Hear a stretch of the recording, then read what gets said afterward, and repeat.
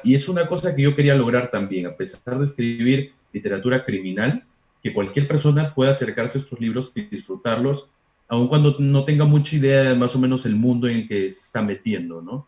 Y nada, oye, te agradezco muchísimo también eso, y por supuesto que te cuento también entre mis amigos. Más que amigo, quizás un secuaz.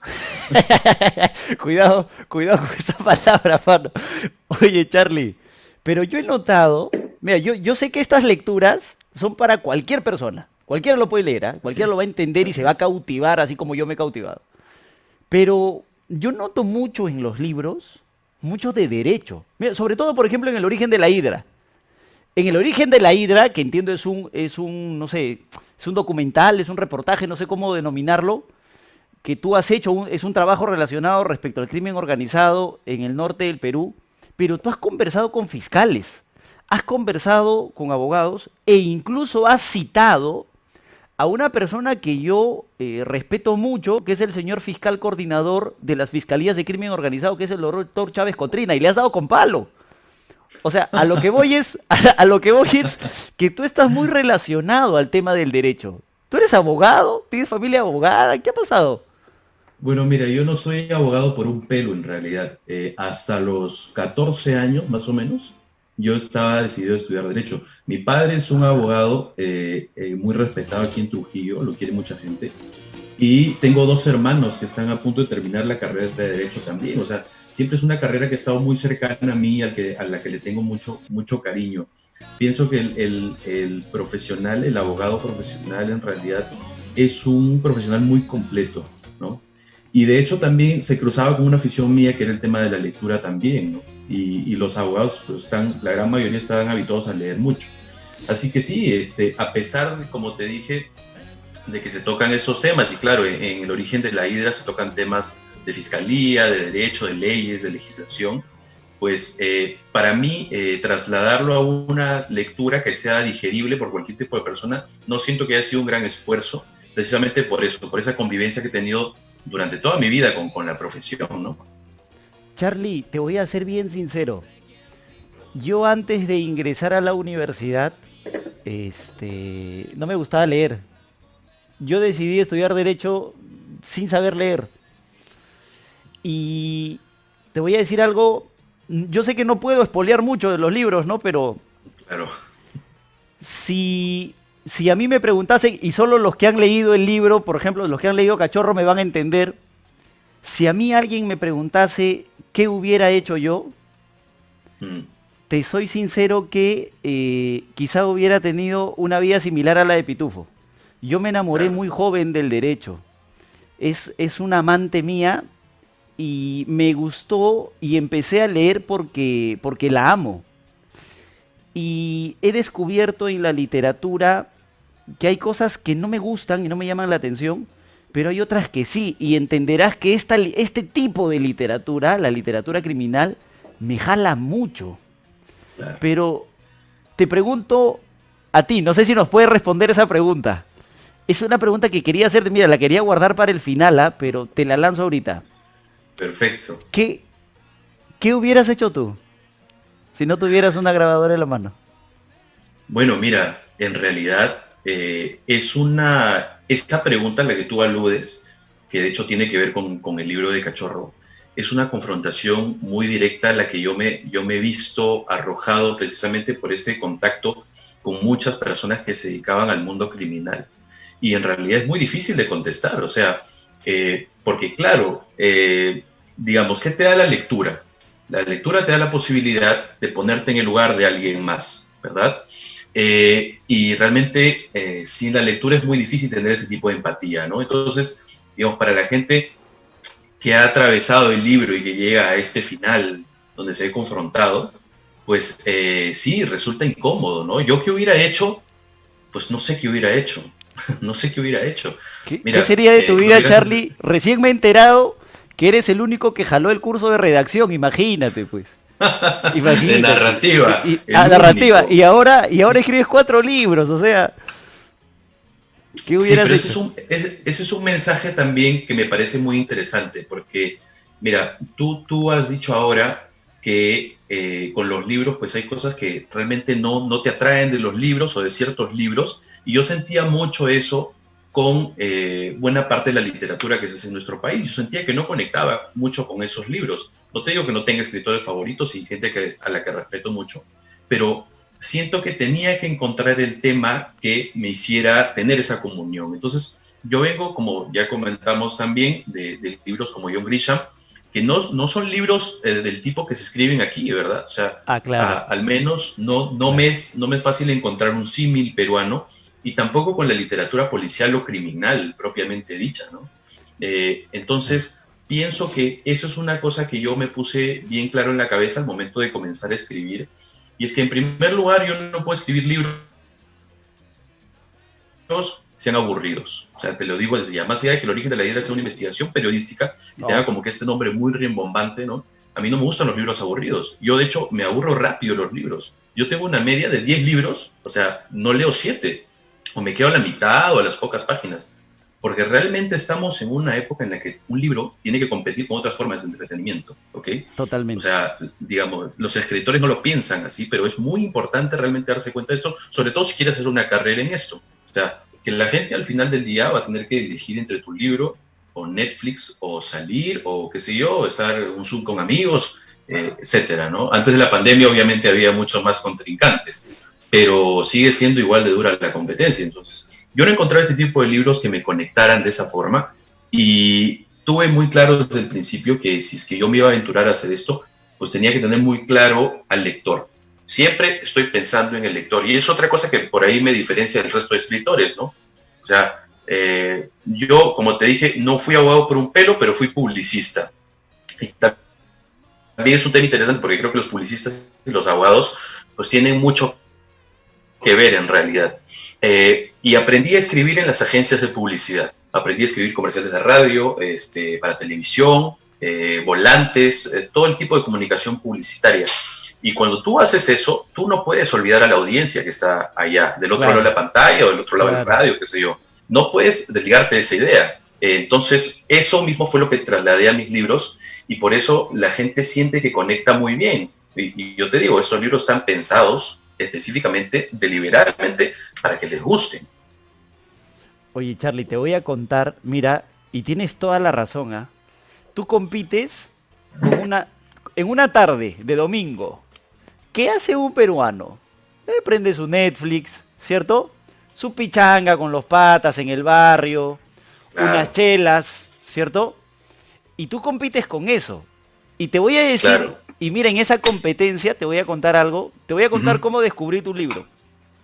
Se lo voy a contar a quienes nos están viendo. Mira, Ah, perfecto. yo salía de un centro comercial con mi esposa y le digo, Uh vamos -huh. un ratito a Comunitas. Ajá, Y siempre, trato de darme siempre una vuelta. claro. Entro, sin hacer cherry, se puede hacer, ¿no? Pero entro y veo una ruma toda amarilla en una esquina, de verdad, era inmensa, o sea, era imposible no verla. Y decía el origen de la hidra. O sea, y es un nombre que te jala la vista. Entonces yo me acerco porque empiezo a ver unas cabezas de revólver, era un revólver, es un revólver, sí. Y y lo que dice abajo es crimen organizado en el norte del Perú. Entenderás que a un abogado defensor de casos de crimen organizado, eso obviamente le llamó la atención. Claro que Y sí. yo dije, ah, voy a darle una leída en la librería. Uh Y -huh. empecé a leerlo hasta que siento que alguien me golpea en la espalda y me dice, oye, ya vamos ya. Y cuando me di cuenta, había avanzado, me parece, un par de capítulos. Obviamente lo compré de inmediato, me fui para la casa y empecé a revisarlo. Y tú has analizado, y ahí quiero preguntarte algunas cositas, porque tú has analizado aquí, en el origen de la hidra, todo el trabajo que hacen los fiscales en el norte del Perú. Hay un fiscal en específico que tú citas mucho sobre su trabajo, sobre su vida, sobre su protección, no todas las amenazas que él sufre para luchar contra el crimen organizado. Claro que siempre hay dos Claro. partes de la historia, ¿no? Pero yo entendí en ese momento que yo era parte de la historia negra, por así decirlo. Ujú. Porque yo estoy del otro lado, ¿sí me entiendes? Claro. Yo soy el abogado defensor. No, yo soy el que Así es, hace, así yo es. soy el que hace difícil el trabajo del otro lado. Y logré, mira qué extremo has llegado, ¿ah? Por eso decía, me has ayudado a reformular mi vida. Porque yo logré comprender a través del libro, El origen de la hidra, lo que implica el trabajo en ese otro lado. Ujú. Al extremo, Charlie, mira, te voy a ser sincero, al extremo de que yo ya no asumía defensas en casos de crimen organizado violentos, por lo menos. Claro. Y ya no ingresaba, o sea, a ese extremo has llegado.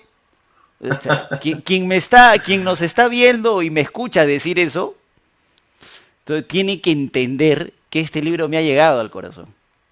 Pero tú crees, Charlie, que este trabajo de aquí es una crítica a nuestro sistema judicial como ciudadano, ¿ah? Es una Claro, crítica a claro. lo que vive el Perú. ¿Es cierto que Trujillo es la ciudad de la eterna balacera? ¿Es cierto que Trujillo y todo el norte del país es tierra, se dice que es tierra de nadie, pero en realidad es tierra de todos, se la reparten todos? ¿Tan grave está la situación y no lo vemos? ¿Por qué no lo vemos? ¿Por qué no lo logramos ver si es que no lo leemos en el libro? Bueno, mira, Jefferson, en realidad este es un tema muy recurrente. Precisamente estaba ahora en una ponencia en la Feria del Libro de Lima, en la Feria Municipal. Estaba conversando con un amigo mío que se llama Milber Ábalos. Y Milber es casi como de mi banda, digamos, ¿no? Porque también es un escritor criminal del norte. Y Ah, con él siempre tenemos, digamos, nos vemos confrontados por otra parte, o mejor dicho, otra facción del periodismo de aquí, que es negacionista, ¿no? O sea, ellos tienden a decir, pues, incluso cosas como que realmente no hay crimen organizado en el norte, y en realidad es pura alarma, es puro, no sé, puro ¿me show, entiendes? puro humo. Entonces, exacto, exacto. Entonces, con Milber, siempre que conversamos, nos sentamos a hablar. Por ejemplo, él tiene buenos informantes, yo también los tengo, y cotejamos las cosas de las que nos hemos enterado y las pruebas que tenemos, y en realidad nos parece escalofriante, en realidad, no seguir hablando de estos temas. ¿Qué ha hecho la pandemia en este caso? La pandemia ha ocupado toda la cartelera de noticias y no se habla en absoluto de otra Claro, cosa que no sea el coronavirus en este caso, ¿no? Yo claro. no voy a explayarme en el manejo de las noticias y etcétera, pero lo que pasa es que están pasando muchas cosas aquí en el norte, por ejemplo, en Trujillo, por ejemplo, precisamente, que para mí se me hace increíble que no estén saliendo a la luz. Ahora, hay muchas razones para que eso no ocurra, pero no podría señalar ninguna hora que no tuviera que venir luego con una explicación detrás y con una sustentación detrás. Entonces, yo creo que lo voy a dejar para el próximo libro. Está bien, está bien. Pero tú has tenido que conversar para hacer esta investigación, que tengo entendido te ha tomado años y la redacción te ha tomado algunos meses. Tú has tenido que conversar con personas bravas para hacer este libro. Sí, claro. ¿Qué es lo más bravo que has tenido que hacer para publicar la investigación, para tener esta información? Bueno, mira, en realidad no me di el lujo de pensar mucho antes de hacerlo, porque cuando tú te das el lujo de pensarlo mucho, ahí te entra lo que llaman la pensadera, ¿no? Y de repente te puedes desanimar. Lo que pasó fue que, y aquí tengo que reconocer a mis amigos abogados penalistas precisamente, porque básicamente sin ellos no se hubiera podido escribir este libro. Ellos fueron el nexo entre las personas que yo necesitaba entrevistar. ¿Te das cuenta? Así que es una gran deuda que yo siento con mis Ah, amigos abogados penalistas y en general, porque todavía no les he dado el protagonismo que muy justamente reclaman a algunos de ellos en los libros que escribo. Pero mira, lo más difícil era los trayectos, me acuerdo, de mi casa hasta el lugar del encuentro, que podían demorarnos unos 10, 15 minutos, teniendo en cuenta que Trujillo es una ciudad pequeña, básicamente te te la mandabas de un punto de la ciudad a otro extremo, y es ese trayecto, porque en ese trayecto tú dices, ¿qué estoy a punto de hacer? O sea, yo tenía una vida muy apacible como publicista, tenía marcas con las que trabajaba y dice, ¿qué estoy haciendo? O sea, ¿qué estoy haciendo? Estoy yendo a reunir con una persona que me va a contar que probablemente ha matado a tantas personas o ha cometido estos crímenes, ¿no? Y eso era difícil. Ahora, y se volvía aún más difícil porque muchos de esos trayectos que yo realizaba para poder entrevistarlos quedaban en nada, porque llegaba al punto de reunión, esperaba unas 2, 3 horas, y al final me decían, no va a venir, no va a venir. Entonces tú obviamente no puedes decir, caramba, qué falta de respeto es esta, qué mal, y me voy, ¿no? No puedes decir eso, no puedes decir eso. Entonces, llámalo para carajearlo, llámalo para carajearlo. Sí, por favor. Entonces, pero mira, había uno que sí tuvo la gentileza, por decirlo de alguna forma, de pedirle que me pasara a mí para poder hablar por teléfono. Me dijo, no, lo que pasa es que estoy en tal lugar y tengo que cobrar un dinero de tal persona. Y entonces, ya, ok, entonces probablemente estés cometiendo un delito ahora, ¿no? En este momento que no nos podemos reunir. Y eso era complicado también, ¿no? Pero luego tuve la oportunidad ya de hablar y eso también no es difícil, pero también tiene sus pegas el hecho de tener que poder filtrar esos testimonios, ¿no? Sí, hay mucho de apología, sí hay mucho de no, yo no fui, en realidad son esto, en realidad fue otra persona y tal. Y entre todo eso, el trabajo es extraer un testimonio lo más puro posible y ilustrativo, para que una vez en el libro la historia pueda avanzar, ¿no? Oye, Charlie, pero mira, te soy sincero, ¿ah? Como lo veo yo desde fuera. Si yo fuera un delincuente ranqueado y vienes tú y me dices, oye, quiero que me cuentes un poquito de lo que haces. Yo digo, ¿está loco? ¿No? O sea, te cito, no sé, pues solo para hacerte ver mi vereta, ¿no? No sé. Claro. Pero en principio estás loco. Ahora, ya eso es raro. Pero el hecho de verlo publicado, o sea, ver, Claro. oye, esto es lo que yo le he contado. ¿Estas personas sabían que lo ibas a publicar de esta manera? ¿Tú les has contado que era para esto y aún así aceptaron? Claro que sí, y yo les he mandado las copias. En primer lugar, para que vean que yo no he faltado a mi compromiso de no escribir sobre aquello que no tenía que escribir. ¿Te das cuenta? Entonces, obviamente yo comenzaba con esto de decir, no me cuentes nada que no quieras que yo publique, ¿ok?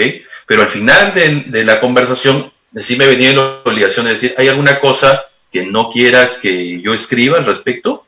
Y entonces, por supuesto, sí había algunas cosas ahí, ¿no? Ahora te digo, esto de que no puedas imaginar que una persona te quiera contar la historia o las cosas que ha hecho, en realidad es un paradigma, te diré, porque si te das cuenta, en realidad la historia que estas personas tienen es probablemente el recurso más valioso que tienen. O sea, esto es lo que han hecho de su vida. Y así como para ti, para mí, pues nos puede parecer muy gratificante hablar las cosas que hemos hecho, para muchos de ellos también. Porque dentro del mundo donde ellos se mueven, esto es algo de importancia, eso es algo de respeto. Son alguien por estas cosas. ¿Te das cuenta? O sea, para nosotros es difícil verlo desde este lado, pues tú lo ves desde el otro lado, las cosas cambian completamente. Ahora, mira, te voy a dar un dato que es muy interesante y que mucha gente no lo sabe. El Satélite aquí en Trujillo es uno de los periódicos, es el diario más leído de Trujillo, sin duda. Y es precisamente el que contiene mayor cantidad de noticias de crímenes. En realidad es un vespertino que un poco más te viene con el cupón gratis de un crimen gratis, o sea, algo así. Entonces, para la gente que no lo sabe, uno de los puntos de mayor distribución del Satélite son los penales.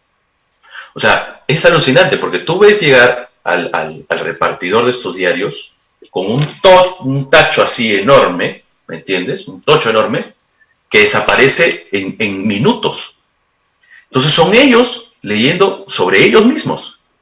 ¿Te das cuenta? Ah, caramba. Entonces, eso es una cosa que cuando a mí me lo dijeron yo no lo creí, sino hasta que lo vi directamente.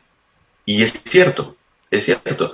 Pero una vez más, los paradigmas que tenemos vienen precisamente de tener una posición distinta.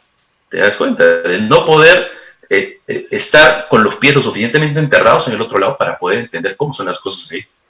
O sea, es algo más o menos, mira, no quería tocar, yo quería ir libro por libro, ¿ah?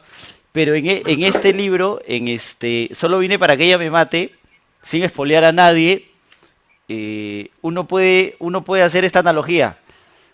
Un narcotraficante paga, por ejemplo, para hacer una canción, un narco corrido, ¿cierto? Un, Claro, un corrido exacto, mexicano, exacto. para que se hable de él, ¿cierto? Exactamente. O sea, tú me estás diciendo ahora que un delincuente peruano, trujillano, se siente identificado de cierta forma con lo que aquí se ha plasmado, ¿cierto? Claro, mira, no te diré que todos son así, porque obviamente hay excepciones a esa regla, pero la gran mayoría, esto es un tema casi cultural. O sea, tú te encuentras con gente, por ejemplo, Paco, que era de los malditos del Triunfo, que falleció precisamente estando en el penal, lo mataron. Se veía todas las películas de Pablo Escobar y todas las series de Pablo Escobar que podía. O sea, realmente se alimentaba culturalmente de eso, porque entendía que eso era un modelo de respeto. Eso era un modelo de respeto. El viejo Paco, que es otro completamente diferente, que es de Chiclayo, y que él está vivo todavía, me parece que está en Chayapalca, él tenía la idea de una organización criminal que emulara a las organizaciones criminales italoamericanas. Entonces, ¿tú crees que esta persona se nutría de algún tipo de literatura al respecto o leía por ahí algún tratado sobre este fenómeno cultural? ¿No? O sea, todos son estereotipos o prototipos que ellos consumen a través del entretenimiento, porque entienden que, mira, yo quiero ser así, yo quiero ser así. Claro, para ti y para mí, nos sentamos a ver, por ejemplo, El Padrino, y ninguno quiere ser el padrino, al menos no sé, al menos yo no, de repente Oh, sí, no sé. el No abogado sé. puede ser del padrino. Claro, pero, el abogado, exacto. Se llama, ¿cómo se llamaba? Tom Hagen, Este, Tom Hagen. ese, Tom Claro. Hagen. Claro, dices, man, ya, Tom Hagen es todo un personaje, ¿no? Ya, a Pero, ellos le pasa lo mismo, pero con otros personajes, ¿te das cuenta? Entonces, eso es un poco lo que sucede también. pero, Charlie, y a ver, te hago una pregunta de tipo personal, no te vayas a incomodar, pero No, no, no, para nada. aquí dice, aquí, solo vine para que ella me mate, uno de los hijos está preso, Claro. ¿no? Sin espolear a nadie, Ujú, pero él lo que dice es, recuerdo una frase, ujú, yo estoy podrido, he descubierto que estoy podrido, ¿cierto? ujú, Ya no ujú, vengan a verme. ¿Tú crees ujú. que está podrido? ¿Tú crees que están podridos? ¿Que no hay cambio? ¿No hay marcha atrás? Mira, Es un común que estoy viendo en varias obras. bueno, mira, en realidad quizás que ese personaje me parecía tan seductor es precisamente por ser diferente a la media normal, ¿no? O sea, este personaje que tú estás narrando precisamente está preso y él sabe lo que ha hecho y llega a entender y asumirse como tal. Ahora, una buena parte de la gente que se dedica a estas cosas no llega a ese nivel de, por llamarlo de alguna forma, madurez, de ponderar las cosas que ha hecho, porque probablemente muere en el camino. O sea, hay muchas personas que mueren muy jóvenes y inmersos en este mundo y no les da la oportunidad de dar la vuelta.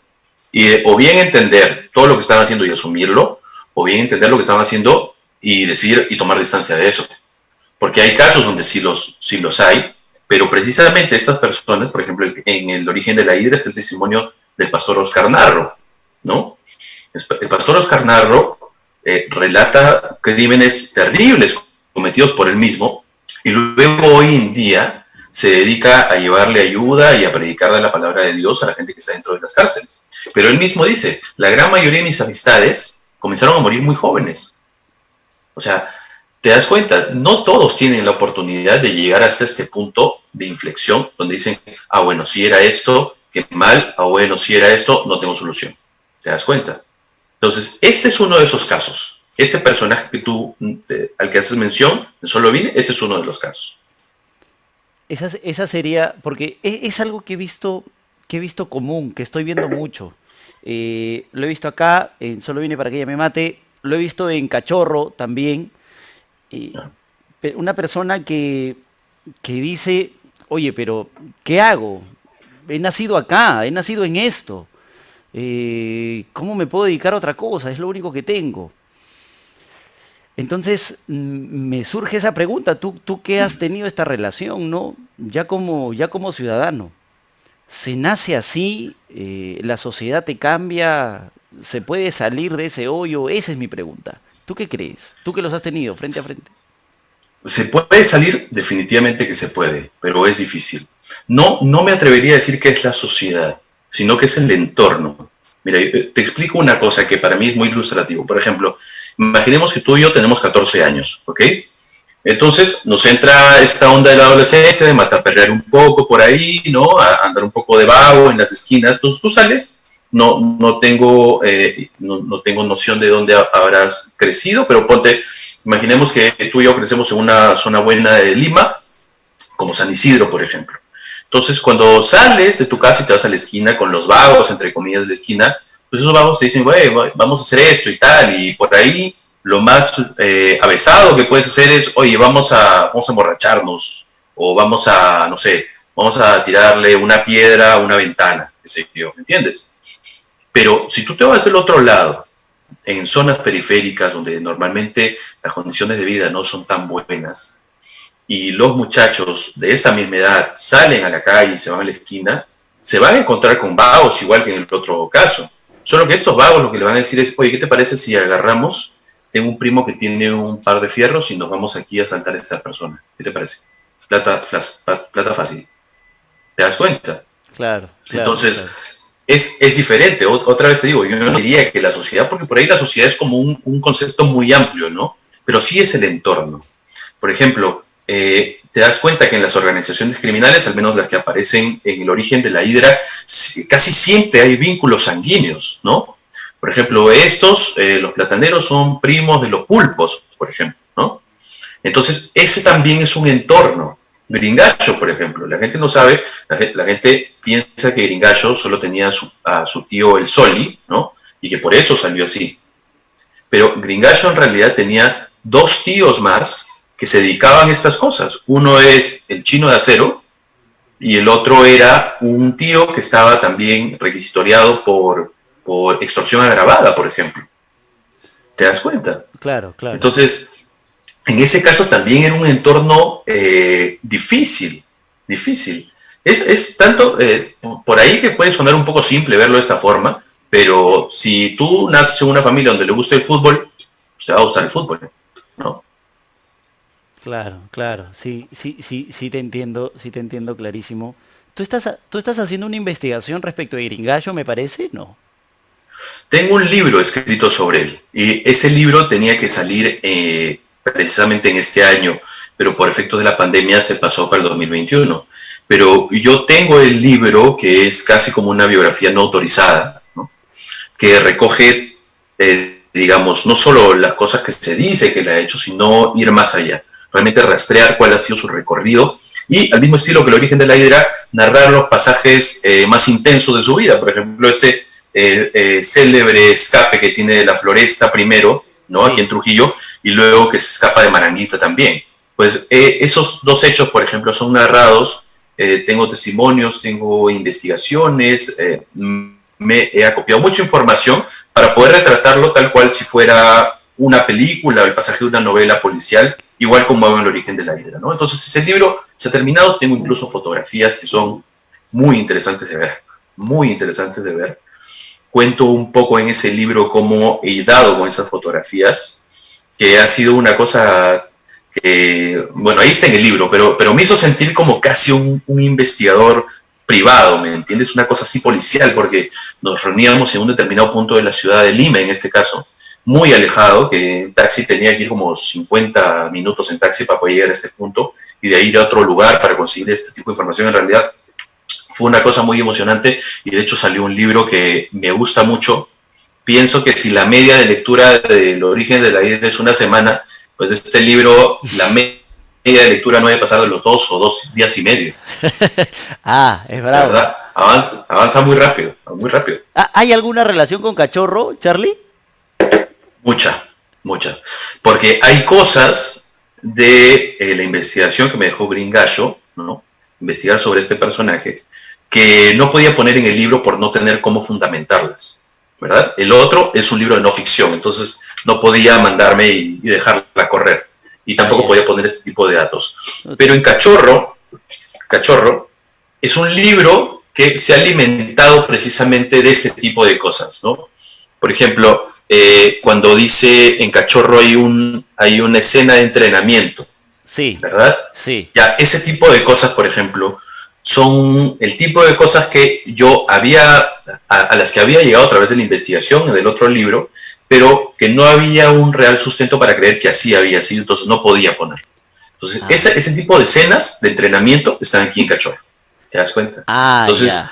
Ok. yo me he dado cuenta que investigar sobre crimen organizado con todas las teorías y todos los testimonios que hay, en realidad te deja mucho material extra con el que tú puedes armar otros libros o construir otras ficciones, ¿no? Ah, ok. Si te ganas una demanda, acá tienes abogado, Charlie, así que tranquilo. Tú me avisas Pero nomás. Jefferson, eso yo ni lo dudo. O sea, eso estaba sobreentendido. Tranquilo, tranquilo. Y en este otro que me ha gustado mucho, que tengo entendido es la primera versión impresa, ¿cierto? Este era un Sí, libro virtual.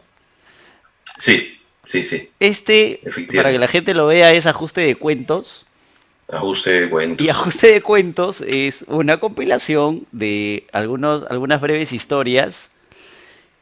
Pero me ha llamado mucho la atención esto, no sé si puedo decirlo, Charlie, o espoleo mucho, pero esto de Por seis favor. mosquitos ciegos. Mm. Este cuento de seis mosquitos ciegos, ¿de dónde sale? O sea, ¿lo has tenido que escuchar en algún lado? No puedes haberlo soñado. ¿Es real? O sea, ¿es real? ¿Ha pasado esto? No sé si Bueno, me puedes mira, contar, si puedes contar en qué consiste, si tú quieres. sí, claro, Seis Mosquitos Ciegos habla también, bueno, mira, tiene también mucho que ver con Cachorro en el sentido de que está circunscrito en el mismo ambiente, en el mismo mundo, ¿no? Y es este niño que vive dentro de una especie de comunidad de niños sicarios, ¿verdad? Y que también es entrenado y que es enviado a marcar, ¿no? A ver qué casas viven personas de dinero y tal, ¿no? Y claro que tiene cosas de la realidad, por ejemplo, este tipo de marcas que se hacen en las casas para determinar pues, si es gente de dinero, si están de viaje, si tienen perro. Realmente estas marcas existen y han sido determinadas. Claro. Y lo otro, por ejemplo, el hecho, o mejor dicho, el juego que da título al libro, Seis Mosquitos Ciegos, que no voy a revelar cuál es para que la gente lo pueda leer, sí tenía idea de que pasaban cosas así, ¿no? Me habían contado que pasaban cosas así, pero no estoy seguro de que hayan pasado a este extremo. Definitivamente que el tipo de entrenamiento, el tipo de juegos, entre comillas, a los que se los acostumbra a los niños que están, digamos, bajo la tutela de una banda, decir tutela de repente es mucho, ¿no? Pero es una forma de decirlo. Sí se someten a este tipo de cosas, ¿no? Y no recuerdo haberlo escuchado de alguien, pero al momento de escribir el cuento, simplemente surgió. O sea, Ah, se te ha esto ocurrido. indica, sí, Ah, eso, claro, te ha nacido. O sea, el juego, Seis Mosquitos Ciegos, te ha nacido a ti. sí, sí, ojalá que nadie nunca lo ponga en práctica, por si es que no existe, por si es que No. no existe ahora, pero sí, sí, o sea, como te digo, sabía que existían ese tipo de prácticas, pero no creo haber escuchado esta en ningún testimonio. Oye, qué buena. Y Charlie, hay otro cuento de aquí que me Ujú. gusta mucho. Eh, inicia solo una línea, solo una línea. Dice, quien se atreve a escribir sobre matar, tiene que haber matado. Mm. Y más allá de contar la historia o contar el cuento, yo te pregunto, ¿qué está dispuesto a hacer Charlie Becerra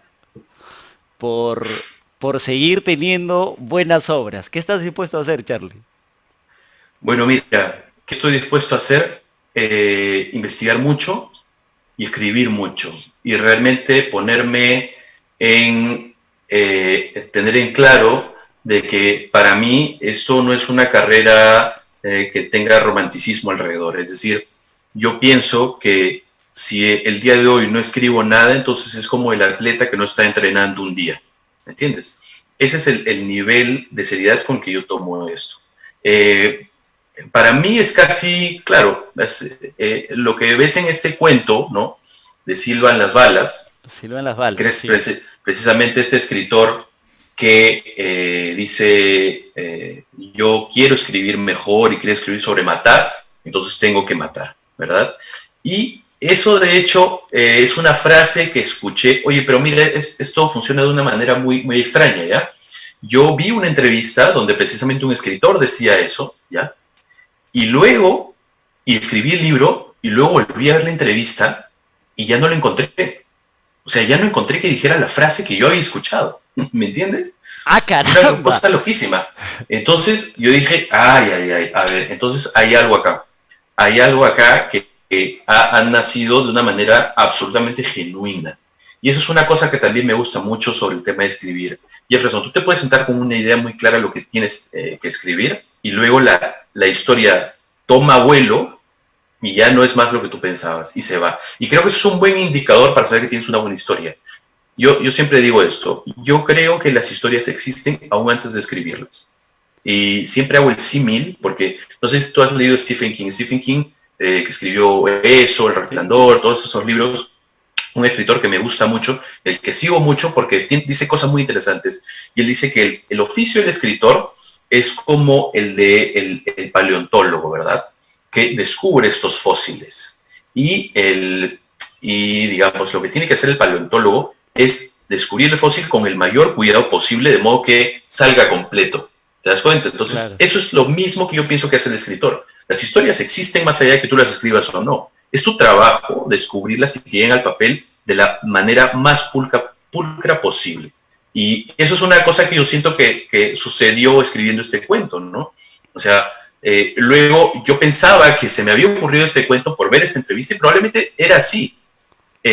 Pero luego me di cuenta de que no había sido completamente inspirada por esa entrevista, sino que era una cosa que uno tenía dentro.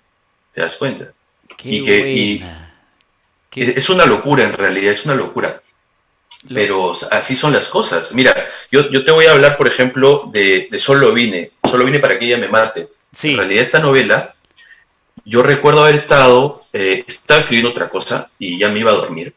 Y de pronto se me vino a la mente la primera frase del libro, que es precisamente esta de acá, que voy a leer ahora. Dice, los primeros en verlo lo tomaron por un mero espejismo. Esa es la primera frase. Yo vi esta frase y vi a esta persona caminando por el desierto y a razón, sin mentirte, bajé en ese momento, ya me iba a dormir, bajé ese momento y comencé a escribir como un poseso y 3 meses y medio después había escrito entre 7 y 10 páginas cada noche y estaba lista una novela. Y esta novela ahorita tiene 350 páginas aproximadamente, pero en el primer borrador tenía más de 400 páginas. ¡Ah, caramba! Entonces, ¿cómo yo no voy a creer que esa historia realmente existía aún antes de que yo me diera cuenta? Lo único que pasó fue que a punto de dormirme y después de haber estado escribiendo otras cosas, di con el hilo, di con la madeja y lo único que hice fue comenzar a tirar. Oye, necesito esa habilidad para poder sacar mis libros, pero de derecho, hermano, porque no le atino todavía, no puedo. Oye, yo Hoy, vi una publicación tuya que uh -huh. decía, compra el libro, léelo antes que lo hagan película. ¿Va a ser película o no? Tiene que ser, ¿ah? Tiene que ser. No sé. No pensé que fueras capaz, Jefferson. No pensé que fueras capaz, pero mira. No, pregunto. Mira. O mi pregunta es en todo caso, ¿quieres que sea película o no? Sí, que quiero completamente sí. Quiero completamente sí. Pero mira, de hecho, me sucede con todos los libros en realidad, no solo con este que estás mencionando. Por ejemplo, con Cachorro, lo lancé y a las 2 semanas, pues sin mentirte, 2 semanas de haberlo lanzado, ya tenía 3 conversaciones con gente que hace cine acá, que dijo, esa es una película, esa es una serie. Es más, uno me dijo, en Cachorro por lo menos hay 4 temporadas. Yo ¡Hala! dije, ¿qué? O sea, definitivamente el lenguaje es muy visual y la acción avanza todo el tiempo. Si tú te has dado cuenta en el libro, yo no me detengo a que mis personajes pues vean el atardecer, ¿no? Una cosa así, o cómo Sí. se posa la paloma, y no, nada que ver. O sea, por, esa, por eso no me gusta, siempre digo, no me gustan los libros aburridos. Entonces, lo que yo estoy escribiendo, más allá de literatura, que no siento que sea tanto literatura, sino es ficción popular, es decir, un tipo de historia que te va a enganchar, que te va a gustar, y por eso la gente piensa que, por ejemplo, en un libro como Cachorro, que no es tan extenso, puede haber ya una película, ¿no? Pero lo único que voy a decir, para no quedar así tanto en el aire, es que definitivamente van a haber novedades ahora, Bien. probablemente la próxima semana, así que las Pero personas Charlie, que... mira, ¿sabes qué? Yo conversaba ahora, justo antes de venir, conversaba con mi esposa de los libros, porque ella también es hincha, incluso los ha terminado primero que yo. Y me dice, a veces pasa que la historia es tan buena, solo vine para que ella me mate. Oye, hermano, de verdad, esto es simplemente espectacular. Quien nos esté viendo ahorita y no haya leído esto, lo primero que tiene que hacer es comprar este libro al terminar esto. No puede seguir viviendo sin haber leído esto de acá. Pero ¿qué pasa? La historia es tan buena que genera la emoción de llevarla al cine, ¿no? Mira que tú querías competir con Netflix y ahora les vas a dar material para que sigan compitiendo contigo, ya. Pero el error este de... pasa con Harry Potter, con lo de Crepúsculo, ¿no? Y la película a veces decepciona al lector y pierdes un poquito de público. Puede pasar eso, ¿cierto? Hay que tener mucho cuidado, ¿no? Hay que manejarlo muy bien, Claro, imagino que es todo un tema de producción, tú siempre partícipe, aumentando la historia, ¿no? claro que sí. Mira, también es una cosa que yo le he tomado a Stephen King, y es el hecho de que él dice, mira, porque a él le han adaptado casi creo que 30 o 40 de sus libros, es una cosa alucinante. Él dice, lo mejor que puedes hacer es aceptar el trato, tomar el dinero y esperar que lo que salga sea una cosa buena, pero en sus propias condiciones, ¿no? Esperar que sea una cosa diferente. Entonces, pienso que en el momento que ya comience a darse esto, yo lo que voy a hacer es, en primer lugar, de buena fe confiar. Confiar en que es gente profesional y que sabe lo que está haciendo. Y pues, si es que en algún momento tienen alguna duda, alguna consulta, pues siempre Sí, estaré ahí siempre para tú. poder apoyar, ¿no? Pero sí es, mira, por ahí que no me sorprende tanto en realidad, como te digo, porque todo el mundo siempre dice eso. Es más, yo recuerdo esta entrevista que me hizo Clara Elvira Ospina sobre esta novela precisamente, y ella me decía eso, en realidad me gusta porque es como leer una película, ¿verdad? Entonces, bueno, estoy también muy agradecido con Dios porque pasen este tipo de cosas y porque estoy seguro que hay gente con muchísimo más talento que yo, que le da muchísimo más trabajo a esto y no le pasan estas cosas. Entonces, sí, para mí definitivamente hay un tema ahí de una intervención mayor a mi talento o a mi esfuerzo, ¿no? No sé, hermano, mira, yo creo que tienes demasiado talento. Perdóname por ser Okay. patero, ¿ah? Yo rara vez he dicho esto, pero creo que eres una persona muy admirable. Por el trabajo Hombre, que has gracias. hecho, tienes para largo. Yo pienso lo mismo a veces, en la medida en que uno piensa que no tiene las condiciones y que hay personas mucho mejores. Pero yo he querido hacer esta entrevista contigo y los amigos de LP nos han ayudado en todo esto, en la logística, y les agradezco. Te voy a presentar al gran Roger Vilca ahora, Encantado. pero yo he querido hacer esto porque los abogados tienen que conocer estas historias. O sea, yo estoy cansado de leer disposiciones fiscales y resoluciones judiciales en la semana y mira, tanto amo estos temas que los fines de semana me pongo a leer tus libros. O sea, ahí me relajo. Y es importante que los abogados conozcan de esas historias. Por ahora está El origen de la hidra, está Cachorro, está Solo iré para que ella me mate y está Juntes de Cuentos. Varias personas me preguntan, Charlie, ¿cómo pueden hacer para obtener los libros? Bueno, los libros en realidad la gente pues me puede encontrar en mis redes sociales. Ahora soy mucho más activo en redes sociales, así que en cualquier momento me pueden mandar un mensaje, yo mismo lo voy a responder y poder facilitarles un libro firmado y con una dedicatoria muy especial. En realidad quiero aprovechar este momento para agradecer también a esta comunidad de abogados también, de tanto de estudiantes, de abogados profesionales, gente que trabaja en el Ministerio Público. En realidad he sentido mucho cariño de parte de ellos y mucho aprecio, así como el que tú me estás demostrando ahora. Y pensando precisamente en eso, ya hace unas semanas que estoy planeando iniciar el próximo año una serie de novelas que tengan abogados y a fiscales como los protagonistas principales. Y es una cosa que me emociona mucho porque no se ha hecho thriller legal aquí en el Perú. Teniendo los casos que tenemos y teniendo la realidad que tenemos, no se ha hecho thriller legal en el Perú. Entonces, creo que es una cosa que es muy interesante de hacer y lo hago con todo el cariño y siempre pensando en el lector. Con la historia, con los casos que nosotros tenemos en el Perú, Charlie, tienes, pero acá el que se aburre es porque quiere.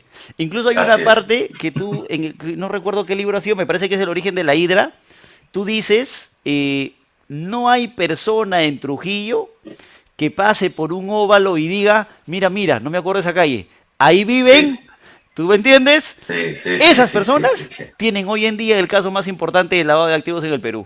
Imagínate una Así es. historia de ese caso, ¿no? Con los temas políticos que vivimos, ojalá no nos saques a Richard Swindon más de personaje principal, ¿no? Por favor.